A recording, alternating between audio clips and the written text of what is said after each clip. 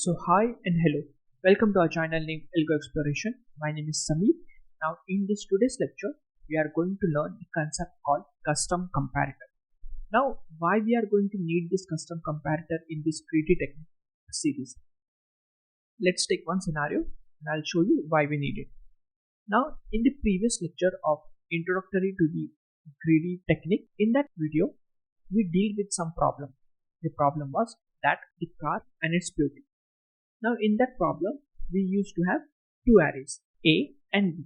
Now this array is representing sales ending time of a particular car and array B represents beauty of that car. The values were now the fourth car is representing the sales ending time of that car is 3 and the beauty of that car is 9.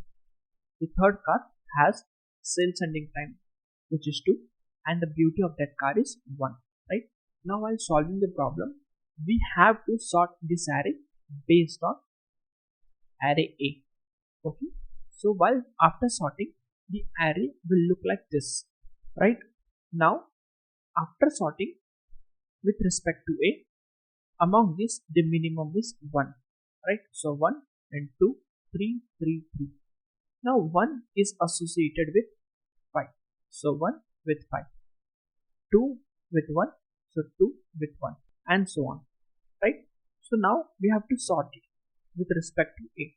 Now there are many ways in which you can sort it, these two arrays based on A, but the practical way is using the class.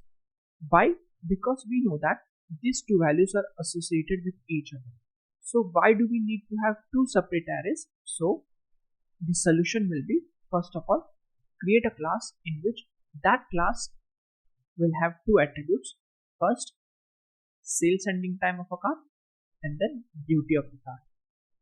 Okay, now let's jump into my IDE and see how can we create a class named as car in which we will have two attributes. Now focus here. First of all, let me create a package called custom comparator so that it will be easy. Now we will create a class called car.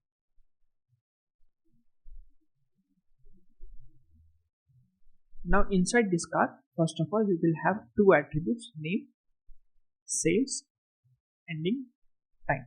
The second attribute will be beauty of a car, right? Now using this car class, we can create the object so that here we can see that we had 5 cars, right? So using this class, we can create a 5 object of a car. So due to that, we need to have a constructor. So let's create a constructor. Now this is a constructor of the class, and to print I'll be using toString. So in this way we can create a class called car. So this is optional. This is optional. I am using only to print the data, but you need to have the attributes and then a constructor to initialize the value. Okay. Now using this class car, we will create the object of this car. Okay. First of all, we will create main class.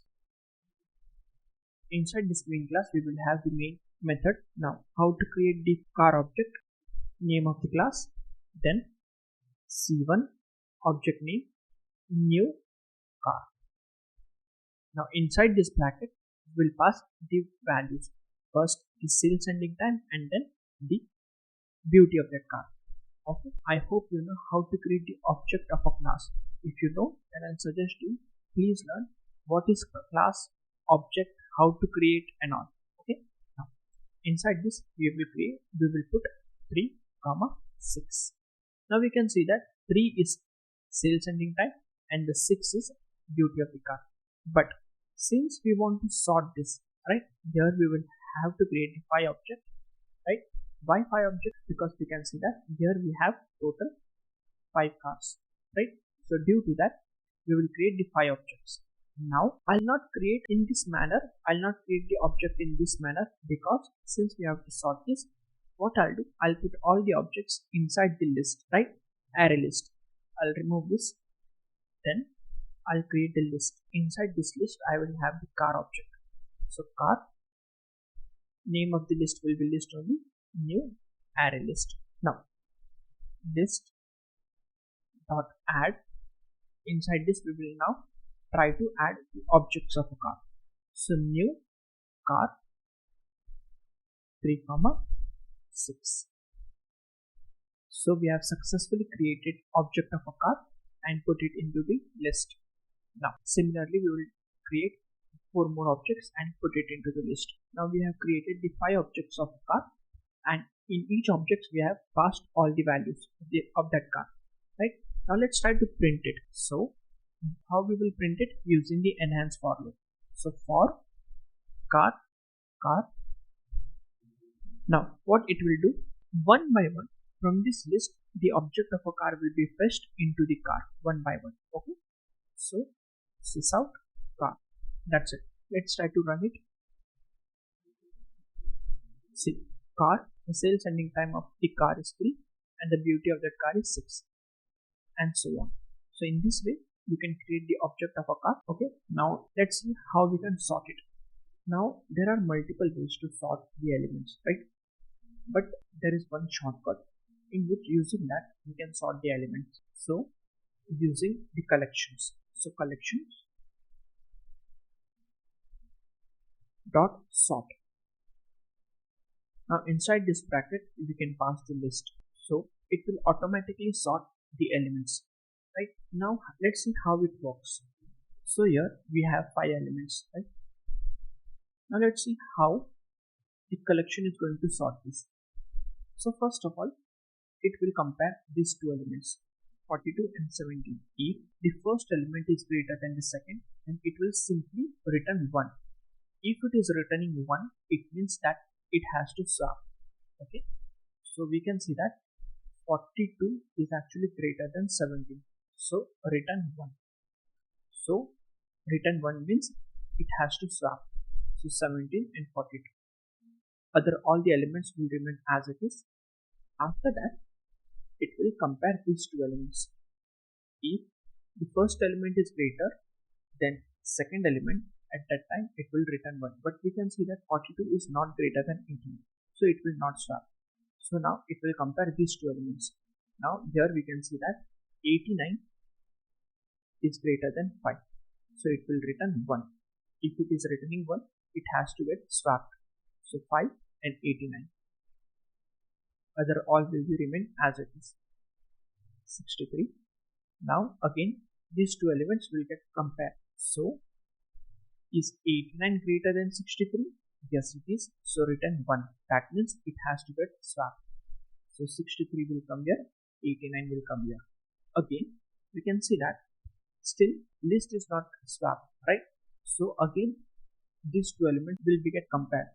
If it is returning 1, then it has to swap. If it is not, then it won't. Okay, so in this manner the collection sort works. Okay, now let's see using this collection sort whether we are able to sort our objects or not. Now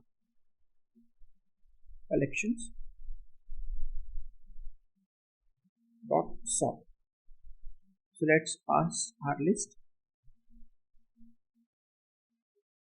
Where I have to import a class. Okay, that's now here we can see that it is actually giving me the error. Why? Because we can see that inside this list we have objects, right? Now in that object we have total 2 attributes. So it is asking us on what basis we have to sort it, right? Here we have to pass some kind of logic here. Okay, so this collection dot sort is expecting list as well as some kind of logic. So let's see how can we build some logic. Now there is something called comparator interface. Okay, so we have to build that.